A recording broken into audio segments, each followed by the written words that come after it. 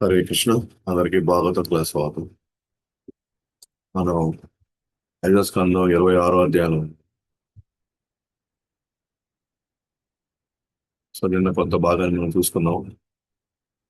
So ముఖ్యంగా పషిత్ మహారాజు సూర్య గోస్వామితో జీవులు వేరు వేరు భౌతిక పరిస్థితుల్లో ఎందుకు ఉంచుతారు, దయచేసి నాకు వివరించండి. ఎందుకు ఒకరికి ఒక రకరకాల పరిస్థితులు వస్తున్నాయి, రకరకాల లోకాల్లో ఏ ఏ ఏ ప్రాతిపదికన వీళ్ళంతా కూడా అటువంటి పరిస్థితులు వాళ్ళు ఎదుర్కొంటున్నారు లేదా వాళ్ళు అనుభవిస్తున్నారు. అప్పుడు సూర్య గోస్వామి సో మూడు గుణాల గురించి మాట్లాడుతూ ఆ మూడు గుణాల ప్రభావం వల్లనే కర్మ ఫలితాలు బట్టి వాళ్ళు మూడు రకాలుగా ఉంటారు. సో సత్వగుణం ఉండే వాళ్ళు ధార్మికంగాను కొంచెం సంతోషంగా ఉంటారు. రజగుణంలో దుఃఖాన్ని అనుభవిస్తూ సుఖ దుఃఖాలు అనుభవిస్తారు. కానీ తమో గుణంలో ఉన్నవారు మాత్రం ఎల్లప్పుడూ దుఃఖిస్తూ జంతువుల్లాగా జీవిస్తూ ఉంటారు. సో వాళ్ళ వాళ్ళ అజ్ఞానాన్ని బట్టి వాళ్ళు చేసేటువంటి కార్యాన్ని బట్టి వాళ్ళు ఆ, అతి స్వల్పమైనటువంటి దుఃఖం నుంచి తీవ్రమైన దుఃఖం వరకు అనుభవిస్తారు. మరియు ఆయా నరకలోకాల్లో వివిధ స్థాయిల్లో వాళ్ళు ఈ శిక్షలను కూడా అనుభవిస్తారు. సో ఆ తర్వాత నరక మరియు పితృలోకాలు గల అవన్నీ ఎక్కడ ఉంటాయి, నరకలోకాలు ఈ పితృలోకాలు అన్ని ఎక్కడ ఉంటాయి అని. సో నరకలోకాలు విశ్వానికి వెలుపల ఉన్నాయా, లేకపోతే విశ్వపు ఆవరణలో ఉన్నాయా, లోపల ఉన్నాయా, లేక ఈ గ్రహం మీద వేరే ప్రదేశాల్లో ఉన్నాయా? సో ఎక్కడ ఉన్నాయి ఎగ్జాక్ట్ గా ఎక్కడ? నాకు మీరు చెప్పినట్టుగా సో అనేక లోకాలు చెప్పారు. అవి ఏ స్థానంలో ఉన్నాయని అన్ని చెప్పారు కదా, అలాగే ఇవన్నీ కూడా ఎక్కడ ఉన్నాయి ఇవన్నీ. సో ఇవన్నీ కూడా సో భూమండలంలో దక్షిణ భాగంలోకి వెళితే అక్కడ ఈ 7 అసురలోకాల కింద పైగా అనంతశేషుడి యొక్క పైన సపోర్ట్ పైన ఇక్కడ 28 రకాల నరక లోకాలు ఉన్నాయి అని చెప్తున్నాను. కొంతమంది 21 లోకాలు అంటారు, కొంతమంది 28 లోకాలు అంటారు. యాక్చువల్గా చాలా చాలా వేల వేల లోకాలు ఉన్నాయి నరక లోకాల్లో. యాక్చువల్గా చెప్పాలి అంటే ఆయా ప్రదేశాల్లో రకరకాల లోకాలు ఉన్నాయి. అయితే అంటే సపోజ్ ఒక లోకంలోనే ఇప్పుడు భూమండలం అనే ఒక లోకం తీసుకుంటే దాంట్లో వివిధ ప్రదేశాలు ఉంటాయి కదా. అట్లా 28 లోకాల్లో ప్రతి లోకంలో కొన్ని భాగాలుగా డివైడ్ అయ్యి అట్లా ఎత్తుకున్నాం అనుకోండి, ప్రతి లోకంలో చెప్పండి ఎన్నో భాగాలయ్యి కొన్ని వేల లోకాలు ఉన్నాయన్నమాట. అట్లా అంటే సరే కొంచెం వేల భాగాలు ఉన్నాయి అట్లా. కానీ లోకాలుగా ఎత్తుకుంటే 28 లోకాలు కదా. సో 28, కొంతమంది 21 చెప్తారంట, కొంతమంది 28 చెప్తారంట. బట్ మొత్తానికి అయితే సో అతి ముఖ్యమైనవి వీటి గురించి మాట్లాడుతున్నాను. సో ఆ స్థానం గురించి మాట్లాడుకున్నారు. తర్వాత పితృలోకాలు అన్ని కూడా అక్కడే ఉంటాయి. యమలోకం అక్కడే ఉంటుంది, పితృలోకం అక్కడే ఉంటుంది, నరకలోకాలు కూడా ఒకే దగ్గర ఉంటాయి, కానీ వేరు వేరు కాంపౌండ్స్ లో ఉంటాయండి. సో నిన్న మనం వాటి చెప్పుకుంటూ వచ్చాను.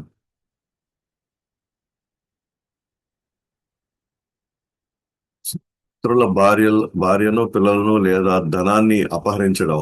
సో తామిశ్ర, ఆ నరకలోకం పేరు తామిశ్ర. యమదూతలు వీటిని కఠినంగా దండిస్తారు, కొడతారు. ఆహారం నీరు లేకుండా ఆకలితో అలమటిస్తూ అప్పుడప్పుడు స్పృహ కోల్పోతారు.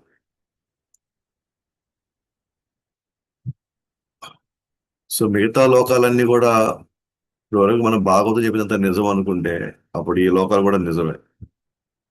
సో ఇవి ఇవి ఏవైతే మన కార్యాలు చేస్తామో దానికి తగినట్టుగా వచ్చే దండనలు కూడా నిజమే. ఎందుకంటే భాగవతం ఎప్పుడు కూడా కొన్ని మాత్రం నమ్మే భాగాలు, కొన్ని నమ్మకుండా ఉండే భాగాలు ఏమి ఉండవు. అన్ని నమ్మేటివే. అయితే అందరికీ అన్ని ఇప్పటికిప్పుడు అవి నమ్మాల్సిన అవసరం రాకపోవచ్చు. ఎందుకంటే మనిషి చైతన్యంలో ఎదిగే కొంది ఆధ్యాత్మిక జీవనంలో ఎదిగే కొంది తను ఇవన్నీ కూడా అనుభవిస్తాడు అన్నమాట. తను అర్థం చేసుకుంటాడు ఇవన్నీ ఎదిగే కొంది. సో కాబట్టి ఈ రోజు నాకు ఇవన్నీ నేను నమ్మాలా అంటే, మనం నమ్మాలా నమ్మకూడదు అనేది ఎవరిష్టం వాళ్ళకి. కానీ మనం భాగవతం ఇప్పటివరకు చెప్పినంత నిజమే కరెక్ట్ గా ఉంది అని అనుకుంటే మాత్రం ఇవి చెప్పేది ఇది కూడా కరెక్టే అప్పుడు. ఎందుకంటే ఏది కూడా ఇవన్నీ ఇవన్నీ చెప్పేటివన్నీ కూడా మన యొక్క ఆ, స్థితిని స్థాయిని బట్టి మాట్లాడుతుంది. సో కాబట్టి ఆ, ఇవన్నీ విన్నప్పుడు మనకి భయం వేయచ్చు, ఇవన్నీ ఉన్నాయా అసలు నిజమే జరుగుతుందా అని మనకు ఒక ఊహాగానం కూడా రావచ్చు, ఉండొచ్చు. కానీ భాగవతం ఏది చెప్పినా సరే అది సత్యమే. కానీ ఇవన్నీ భయపడడానికి కాదు, యాక్చువల్గా ఇవన్నీ కూడా భయపెట్టడానికి భయపడడానికి కాదు. మనకి ఒక విధంగా చెప్పాలంటే ముందుగా మనకి విషయం చెప్పడం అనమాట ఇదంతా. విషయం మనకి తెలియజేయడం ఇదంతా కూడా. ఇది ఎందుకంటే తర్వాత మాకు చెప్పలేదే, మేము తెలుసుకోలేదే, మేము ఎప్పుడు వినలేదే అనే పాయింట్ కాకుండా దీన్ని అట్లీస్ట్ ఈ విధంగానే తెలుసుకొని అయినా సరే కొంత మనం చేయకూడదు ఒకవేళ మన మనసులో ఏమైనా చేయాలి లేదా ఈ విధంగా మనం చేద్దాము అని ఏమైనా ఉంటే కూడా అట్లీస్ట్ ఇవి చూసి కొంతైనా వాళ్ళు తగ్గించుకుంటారు, వాళ్ళ తీవ్రతను తగ్గించుకుంటారు అని ఒక ఇది. ఒకవేళ ఇవన్నిట్లో మనం ఏదో ఒకటి చేసాము ఇప్పుడు ఎట్లా ఎట్లా అంటే దానికి మనం భయపడాల్సింది ఏం లేదు. ఒకవేళ చేసున్నా కూడా భగవన్నామాన్ని కానీ గట్టిగా పట్టుకొని మన సేవలు మనం మన మన యొక్క బాధ్యతలు మనం నిర్వర్తించే భగవంతుడి పట్ల వీటన్నిటి నుంచి ఈజీగా బయటపడిపోవచ్చు. ఎందుకని ఆ మాట అంటున్నానంటే మీతో నెక్స్ట్ రాబోయే స్కందంలో పషిత్ మహారాజు వీళ్ళ గురించి బాధపడతాడు. వీళ్ళు ఇలా ఇంత ఘోరంగా ఇంత భయంకరంగా అలమటిస్తా ఉంటే వీళ్ళు వీళ్ళు బయటపడేటువంటి మార్గం ఏదైనా ఉందా, వీళ్ళు బయటపడే మార్గం ఏమైనా ఉందా, ఎట్లా వీళ్ళు ఇలా మగ్గిపోతా ఉంటే మనం ఎలా చూస్తూ ఉండగలం అంటే ఒక వైష్ణవుడు దాని గురించి ఆలోచిస్తున్నాడు. వాళ్ళు ఇతరుల గురించి ఆలోచిస్తున్నాడు. ఇప్పుడు ఆయనే మరణస్థితిలో ఉన్నాడు, పరశుడే పరశుడు మహారాజు మరణస్థితిలో ఉన్నాడు. 7 రోజులు ఆయన మరణం నిశ్చయం అయింది, అయినా కూడా వేరే వాళ్ళ గురించి ఆలోచిస్తున్నాడు. వాళ్ళకి ఏం చేయగలం మనం, వాళ్ళ ఆ స్థితి నుంచి ఎలా బయటపడేయాలా, దీనికి పరిష్కారం ఏంటి అని అడుగుతున్నాడు. సాధారణంగా మనం మనకున్నటువంటి ప్రాబ్లమ్స్ లో మన గురించే మనం ఆలోచిస్తామే తప్ప అటు మరి మనకి మరణం వచ్చే సమయంలో మనం ఎవరి గురించి ఆలోచిస్తాం. ఒక వైష్ణవుడు లేదా ఒక భక్తుడు నిజం అంటే గనక ఇతరుల యొక్క మనం ఎన్ని కష్టాల్లో ఉన్నా సరే ఇతరుల గురించి కూడా ఆలోచిస్తే అతడు అతన్ని ఒక భక్తుడి కింద భగవంతుడు అతని పట్ల ఎంతో తన కరుణని అనుగ్రహాన్ని చూపించగలడని అతని పట్ల. కాబట్టి ఇది నిజంగా ఒకరు మరణిస్తూ ఉండి ఇంకొకరి గురించి ఆలోచించడం అంటే వాళ్ళ లోపల ఉన్నటువంటి చైతన్యం అది సామాన్యమైనది వాళ్ళు. సో కాబట్టి మనం ఇక్కడ ఇక్కడ మనం ఏదైతే మనం మాట్లాడుకోబోతాం ఇప్పుడు, సో చెప్పాను కదా ఇందాక, అవి మనకు భయపెట్టినట్టు ఉంటాయి, ఇవి నిజంగా ఉంటాయి అన్నట్టుగా మనకి ఒక విధంగా మనకి ఆ అనుమానం రేకెత్తిస్తాయి, ఊహల్లాగా కనిపిస్తాయి. కానీ ఏది కూడా మనం ఊహలను లేకపోతే కల్పితాలను మనం అనుకోవాల్సిన అవసరం లేదు, భయపడాల్సిన అవసరం లేదు.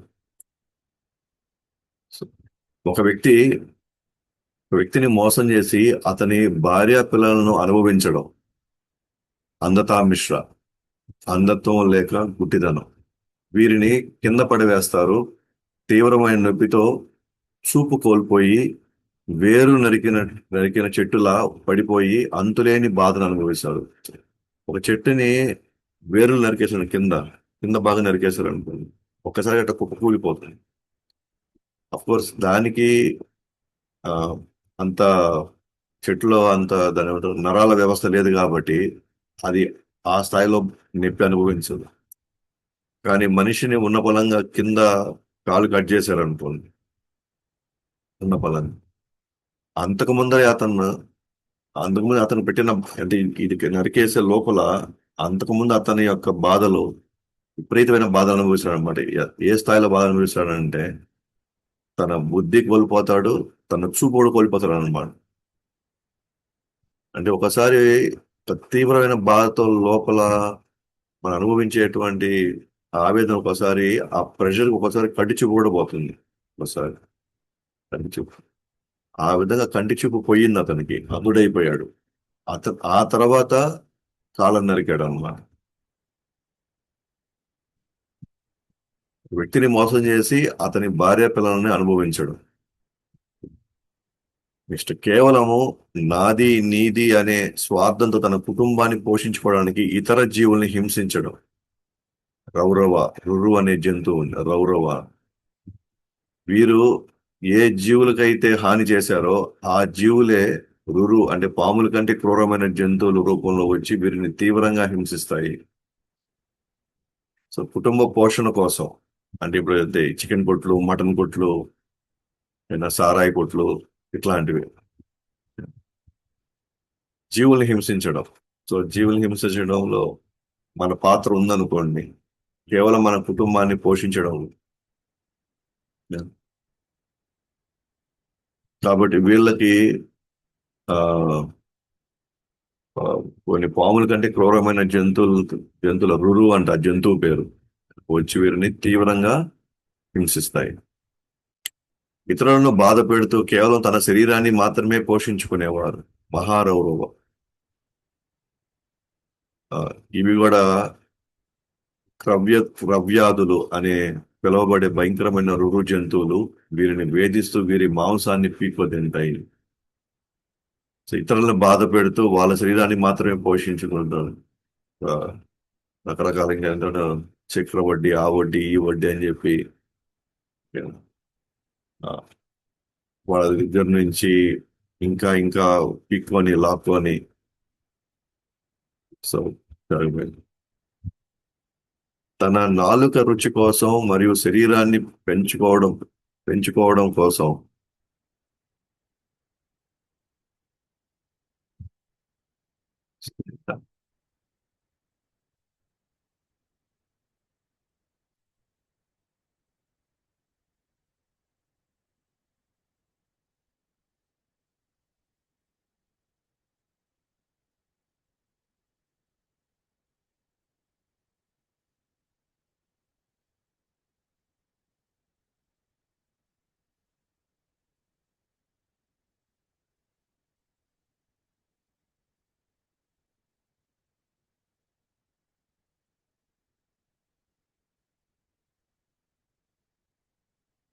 అంటే ఇక్కడ అది కనబడట్లేదు సరిగ్గా, ఇక్కడ ఈ స్క్రీన్ వచ్చేసింది.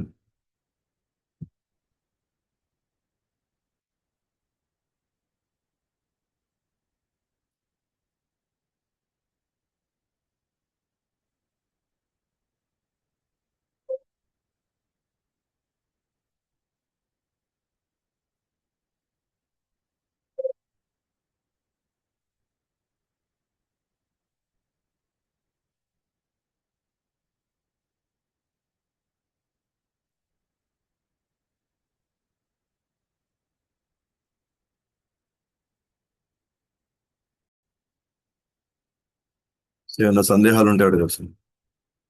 హరే కృష్ణ ప్రభు, దండాత్ ప్రణామం ప్రభు. హరే కృష్ణ ప్రభు, చెప్పండి.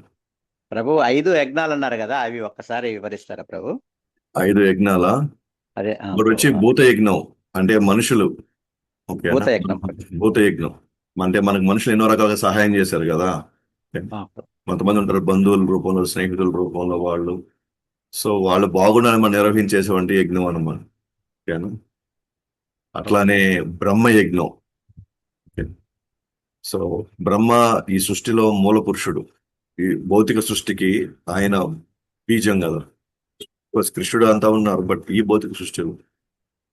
తర్వాత పితృదేవతలు, పితృలు మనకి ఈ అవకాశాలు కల్పించి ఇలాంటి ఒక సంప్రదాయాలని, ఇట్లాంటి ఒక ఆచారాలని మనకి మనకి వాళ్ళ కొనసాగింపుగా మనకి అందించెళ్ళారు వాళ్ళు. కొనసాగింపుగా మా పెద్దలు ఎంతో కొంత ఆస్తులు పెట్టుంటేనే కదా ఈ రోజు ఎంతో కొంత అనుభవిస్తున్నాను. కాబట్టి వాళ్ళ రుణం అది. బ్రహ్మ రుణం, భూత, ఇతర జీవుల రుణం. తర్వాత సారీ, భూత అంటే జీవుల రుణం. మనుష్య అంటే మనుషులు, అంటే మన బంధువులు. భూత అంటే జీవులు అనమాట. జీవులు అంటే ఇప్పుడు ఆవుల నుంచి నేను పొందాను, లాభాన్ని పొందాను. తేనె గురించి నేను తేనెని పట్టుకున్నాను. జంతువులు మనకి రకరకాలుగా మనకి, లేదా చెట్లు మనకి పండ్లు ఇస్తున్నాయి, అవి ఇస్తున్నాయి, ఇవి ఇస్తున్నాయి. సో భూత, బ్రహ్మ, పితృ, దేవత, మనుష్య. సో దేవతలు మనకి అవసరానికి నీళ్లు ఇస్తున్నారు, అవసరానికి మనకి గాలి ఇస్తున్నారు, వేడి, వెలుగు అన్ని ఇస్తున్నారు.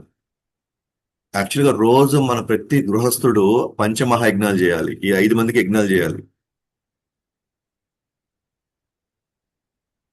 ఈ 5 మందికి యజ్ఞాలు చేయాలి యాజ్ పర్ శాస్త్ర మనం తీసుకుంటే ప్రతిరోజు చేయాలి.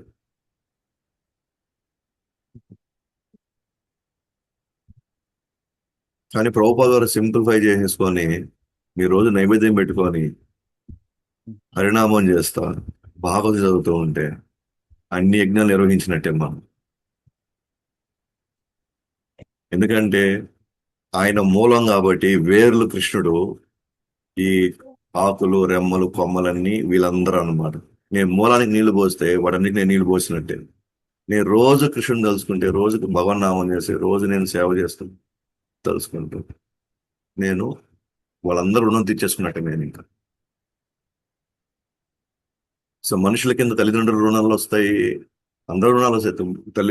బిడ్డల రుణాలు వస్తాయి, అందరు రుణాలు వస్తాయి. దాన్ని స్నేహితుల రుణాలు వస్తాయి, అన్నీ వస్తాయి.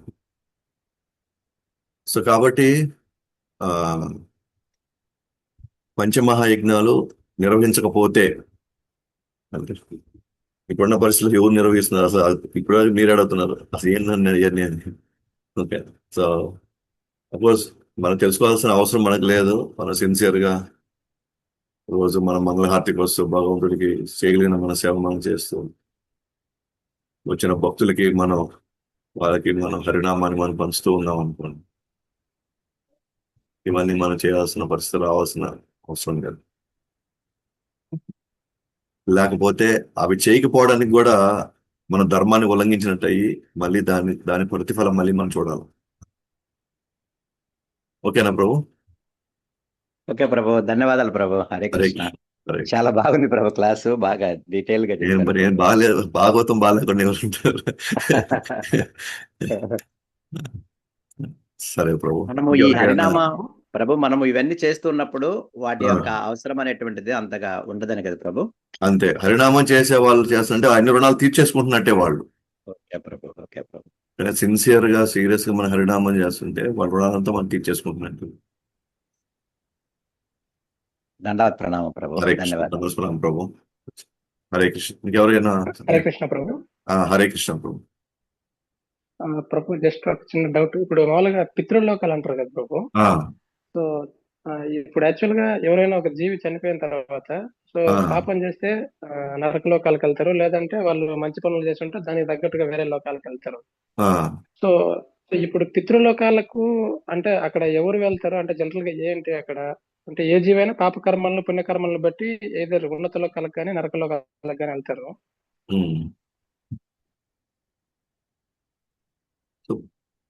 పితృలోకాలు అని అంటే పితృలోకాలు తగినట్టుగానే వీళ్ళు కూడా దేవతల కేటగిరీలో వస్తారు. దేవతలు కాదు వాళ్ళు. వాళ్ళు ఏం చేస్తారంటే మన పూర్వీకులకు అందిస్తుంటారు అన్నమాట మనం చేసేటివన్నీ.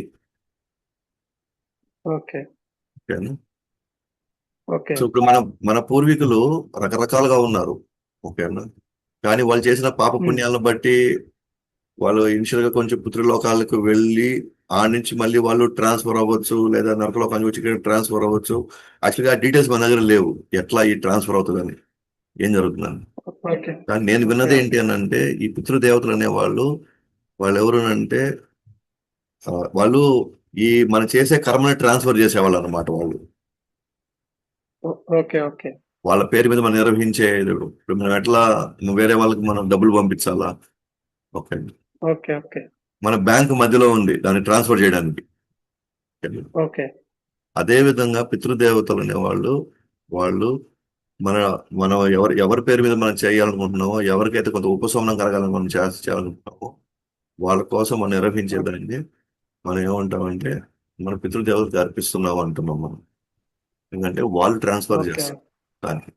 ఓకే అంతవరకు ఓకే నేను ఉన్నాను అంటే బాబు, వాళ్ళు మిగతాది నాకు అంత ఐడియా లేదు ఇంకా ఎగ్జాక్ట్ ఓకే గా ఓకే బ్రో అంటే ఏం వాళ్ళు నథింగ్ బట్ ఒక దేవతల్లాగా అంటే ఒక రెస్పాన్సిబిలిటీతో వాళ్ళు అక్కడ ఉన్నారు. రెస్పాన్సిబిలిటీలో వాళ్ళు మన పెద్దలకి మనకి చేసే అవకాశాన్ని వాళ్ళు ఇస్తున్నారు.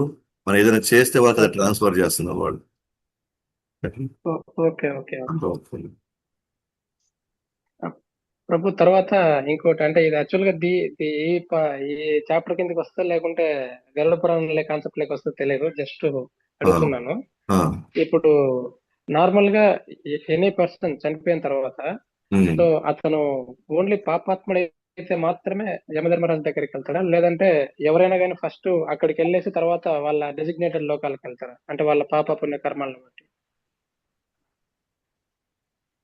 ఒక నిమిషం బ్రో, వాయిస్ సరిగ్గా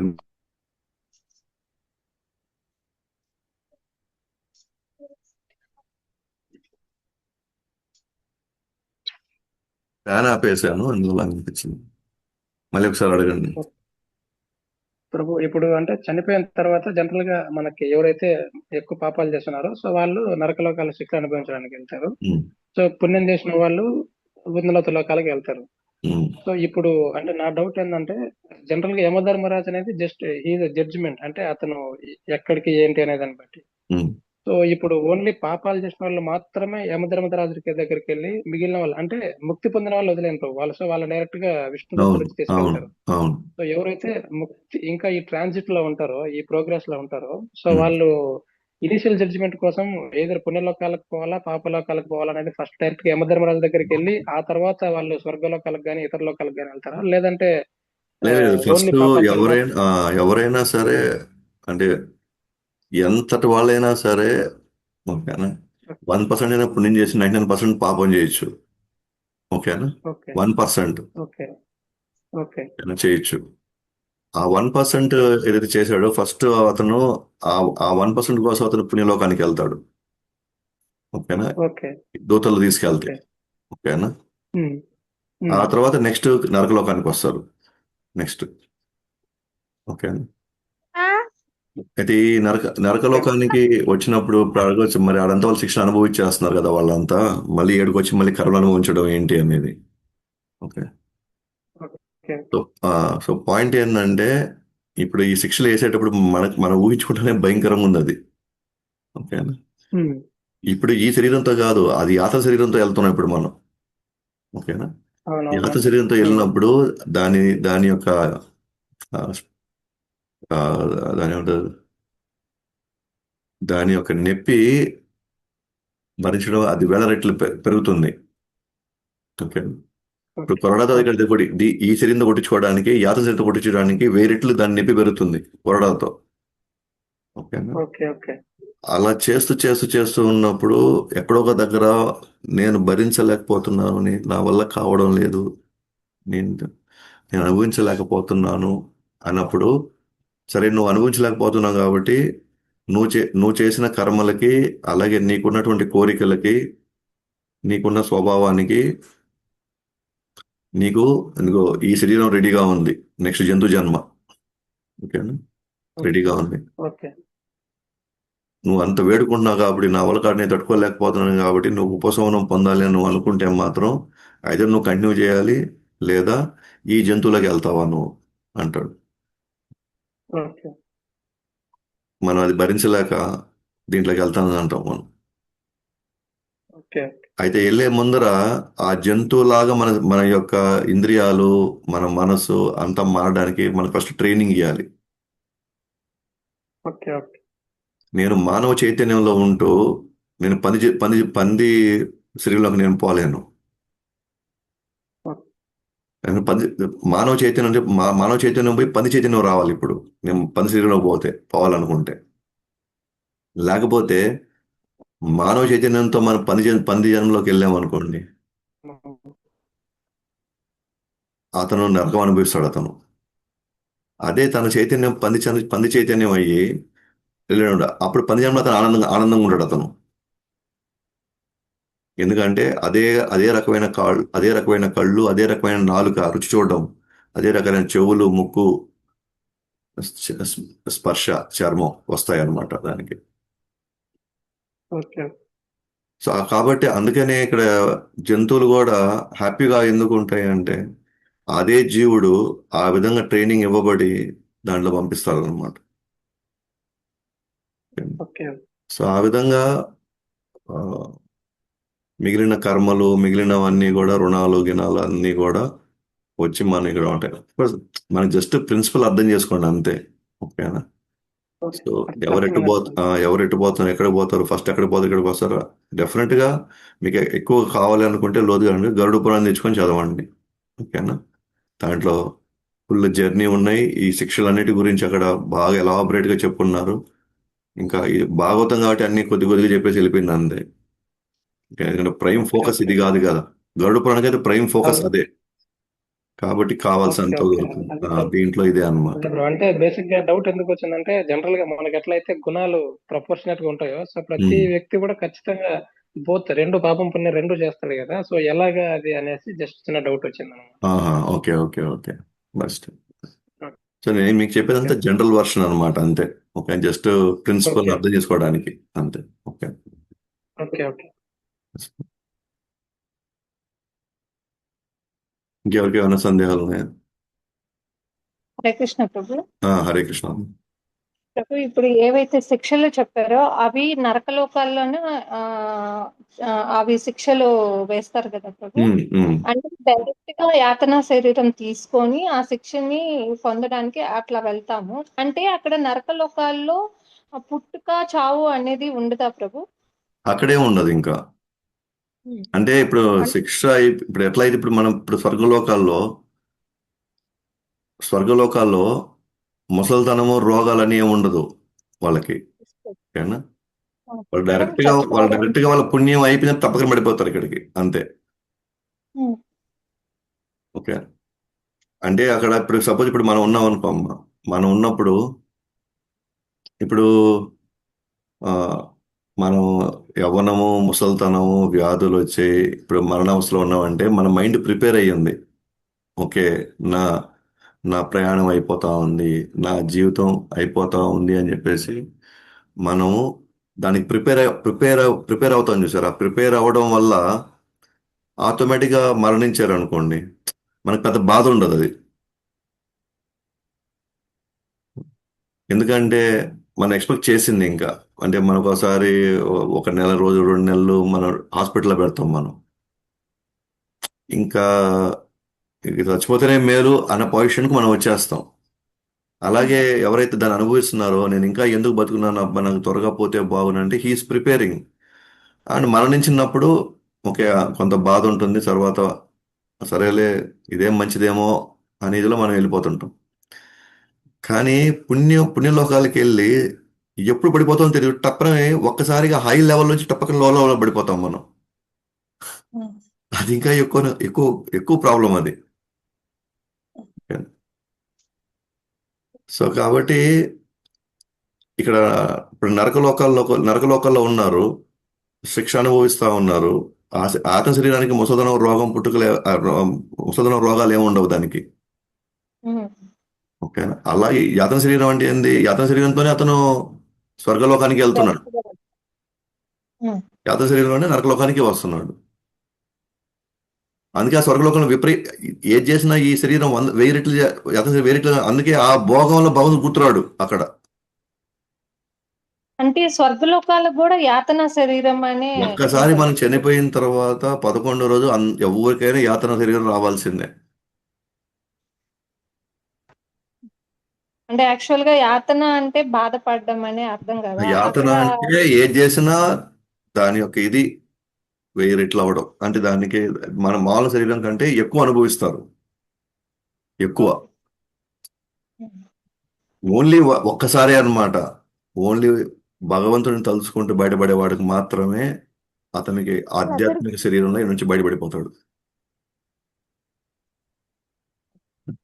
మిగతాది ఏదైనా సరే యాత శరీరం వచ్చిన తర్వాత తన తన కర్మ ఫలాలను బట్టి తన స్వర్గానికో నరకానికో వెళ్ళేసి మళ్ళీ జర్నీ తీసుకుంటాడు. ఓకేనమ్మా? ఇంకా ప్రభు అక్కడ ఆ. ఉండే అంటే విష సర్పాల ద్వారా, పురుగుల ద్వారా, చెట్లు ద్వారా, ముళ్ళున్న చెట్ల ద్వారా మనకు శిక్షలు వేస్తారు అని ఉమ్, అన్నారు కదా ప్రభు. ఉమ్, ఉమ్. అప్పుడు ఆ పురుగు, ఆ విష సర్పాలు వాటికి ఎట్లా ఆ జన్మ వచ్చింది? అవి తెలియదు మా అవన్నీ మనకి.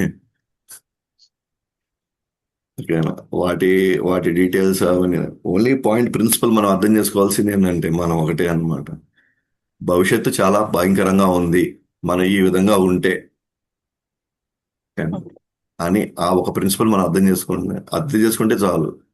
దట్ ఈస్ అంతవరకు మన జ్ఞానం ఉండి నెక్స్ట్ ఏం జాగ్రత్తలు మనం తీసుకోగలం అన్న వైపులోకి వెళ్ళిపోవాలి అంతే మన మనసు. ఓకేనా? ఓకేనమ్మా? ఓకే. హరే కృష్ణ. హరే ఓకే. కృష్ణ. హరే హరే కృష్ణ ప్రభుజీ. హరే కృష్ణ. ప్రభు ఒక వ్యక్తి చనిపోతాడు కదా, చనిపోయి మళ్ళీ అతని బర్త్ అంటే ఈ నరకం, ఈ పనిష్మెంట్స్ ఇవన్నీ అంటే మళ్ళీ బర్త్ ఎత్తేదానికి టైం డ్యూరేషన్ ఏముంది ప్రభు? అది చెప్పలేమమ్మా. అంటే డిపెండ్స్ ఆన్ పనిష్మెంట్సా లేకపోతే? డిపెండ్స్ ఆన్ హిస్ బ్యాక్గ్రౌండ్ కర్మ. సో చాలా క్యాల్కులేషన్స్ ఉన్నాయి అన్ని. ఎప్పుడు అవుతాడు ఏమవుతాడు, అందుకే జీవుడి యొక్క స్వభావాన్ని బట్టి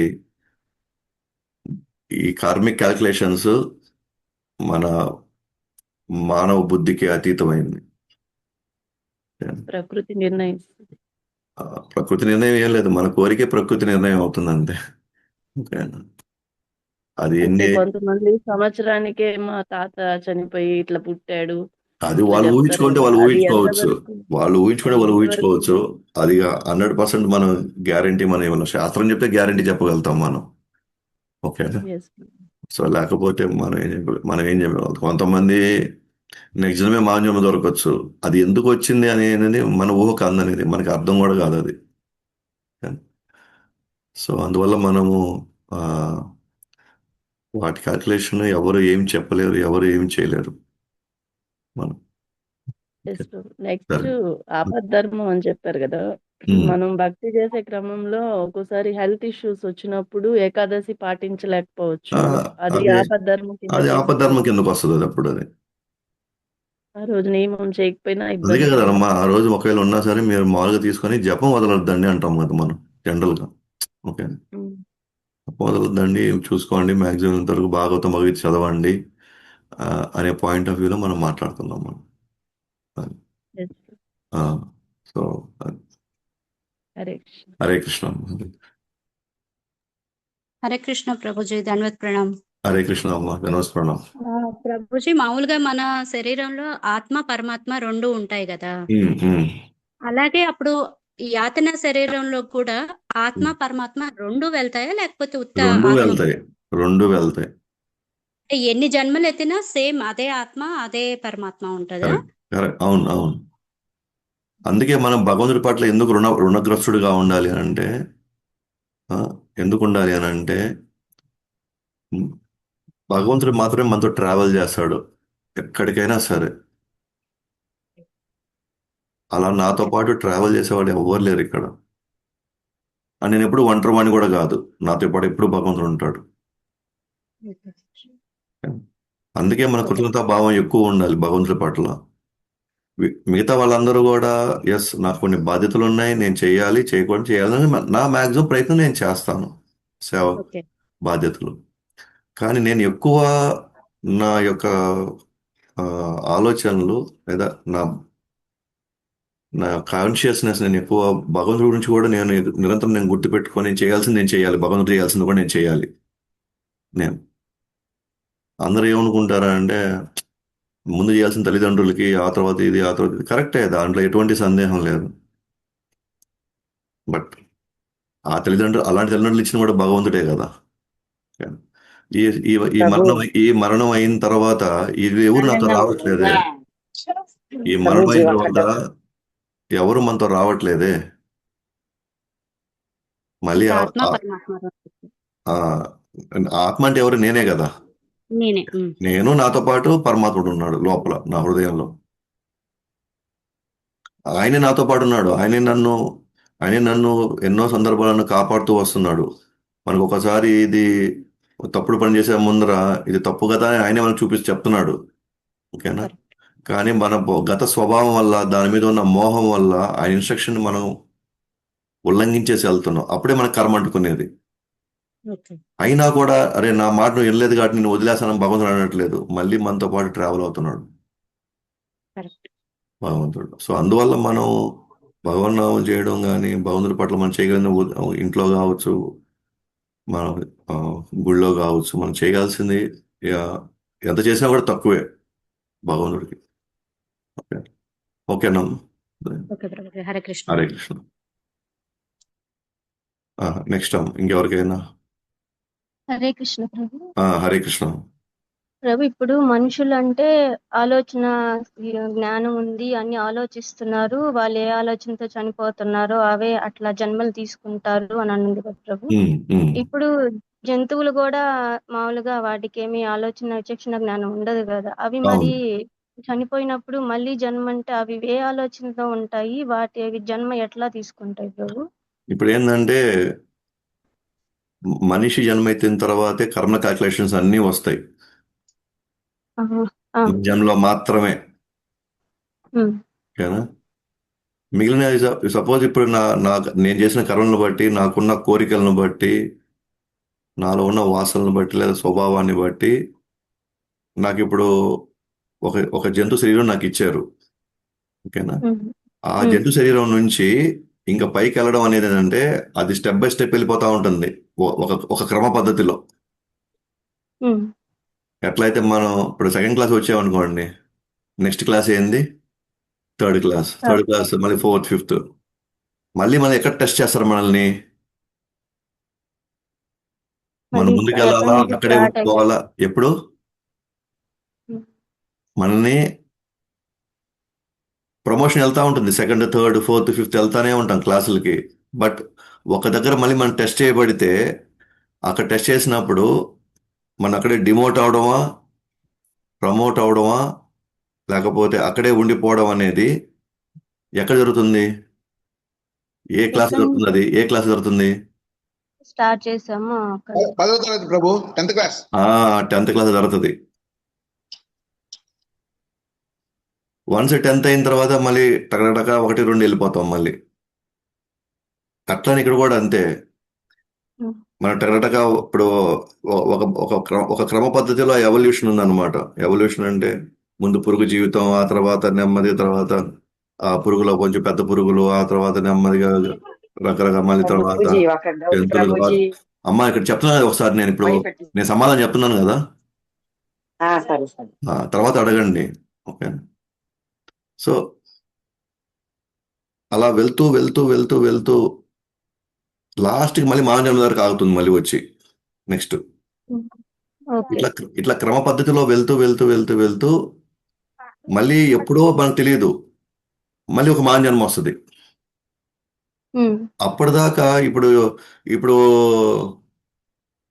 ఆ, పులి పులి పులి జన్మ ఎత్తిన పులి రూపంలో ఉన్నటువంటి జీవుడు, ఓకేనా, ఇప్పుడు మేకని తిన్నాడు అనుకోండి, అదే శిక్ష కాదు అది. అంటే దానికి శిక్ష పడదు, ఎందుకంటే దాని ఆహారం దాని నెక్స్ట్ లెవెల్కి అది ప్రమోట్ అయిపోతుంది అది. ఉమ్, ఎందుకంటే దానికి ఇచ్చిన నియమం ప్రకారంగా దానికి వచ్చినటువంటి అంటే, అది దాని శరీర ధర్మం ప్రకారంగా దానికి ఇచ్చిన ఆహారమే అది. ఆ, ప్రభు. కాబట్టి దాని కర్మలు ఏడున్నాయి ఇంకా? ఎందుకంటే వాటిని ప్రకృతి కంట్రోల్ చేస్తున్నాయి వాటిని. సో ప్రకృతి చెప్పినట్టుగానే వాటిలో లోపల ఉద్రేకాలు అవుతా ఉంటాయి.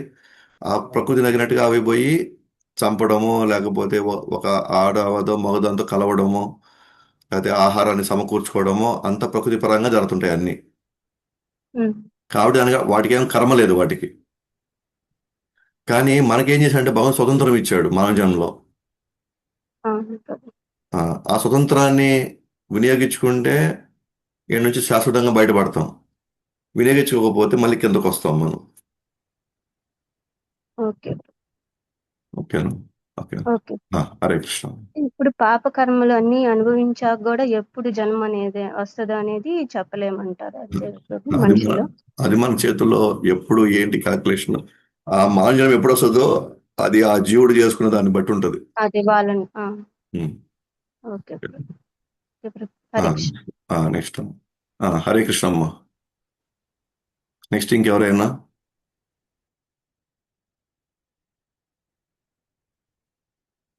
హరే కృష్ణ. హరే కృష్ణ ప్రభు. హరే కృష్ణ అమ్మ, చెప్పండి. చనిపోయిన వెంటనే మనం పుణ్యం చేసింటే నేరుగా స్వర్గలోకానికి వెళ్తాము, నరకలోకానికి పోయి మళ్ళా శిక్షలు అనుభవించిపోతాము. ఇక్కడ నుంచి బయటపడంగానే, ఇక్కడ నుంచి మరణించిన వెంటనే అతనికి పుణ్యశాతం కానీ ఎక్కువ ఉంటే అతను ఫస్ట్ స్వర్గానికి వెళ్ళి ఆ తర్వాత నరకానికి వస్తాడని చెప్తారు. ఓకేనా? వెళ్తారు. కానీ నాకు అంటే వాటి గురించి నాకు డీప్గా అంత దాంట్లో పోయి చదివి అది అర్థం దానికోసం టైం కేటాయించాల్సిన పరిస్థితిని నేను తీసుకోలేదు. ఎందుకంటే మనకి ప్రిన్సిపల్ అర్థమైపోయింది, మనం ఇంకో జన్మ ఎత్తకూడదు. దాని వరకు ఎంతవరకు అర్థం అవడానికి ఎంతవరకు తెలుసుకోవాలో అంతవరకు నేను తెలుసుకున్నాను అనమాట, అంతే. ఓకే. కాబట్టి హోల్ పాయింట్ ఏంటి అని అంటే, మనం బయటపడడానికి మనం మ్యాక్సిమం కృషి చేసి భగవంతుడికి చేసుకొని మన నుంచి బయటపడడానికి ప్రయత్నించాలి. అది ఏదైనా స్వర్గమైనా నరకమైనా ఏదైనా మళ్ళీ ఇక్కడికి రావాల్సిందే, మళ్ళీ ఇక్కడి నుంచి మళ్ళీ కొనసాగించాల్సిందే. ఎటు పోయినా ఏముంది? ఓకేనా? ఎటు ముందు నరకానికి పోయినా స్వర్గానికి పోయినా, లేదా స్వర్గానికి పోయి నరకానికి వచ్చినా అల్టిమేట్గా మళ్ళీ భూమి మీదకి రావాలా, మళ్ళీ మానజనం ఎప్పుడో ఎత్తాలి, మళ్ళీ ఆ నుంచి మళ్ళీ మనం భక్తి చేసుకుంటేనే బయటకు వస్తాం మనం.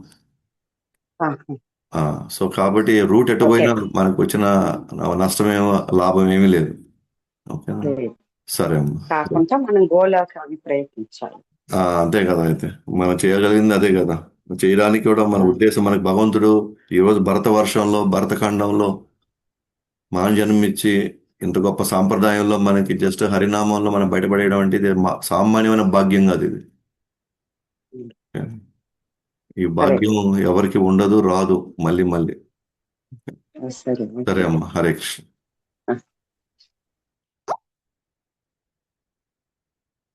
సో ఎవరికి ఇంకేమైనా సందేహాలు ఉన్నాయి?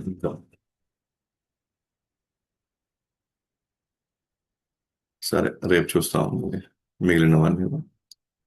శ్రీల ప్రభుపాద్ की जय, ग्रंथराज श्रीमद् भागवतम की जय, दाय गौर प्रेमानंदे, हरि हरि హరి హరి బోల్.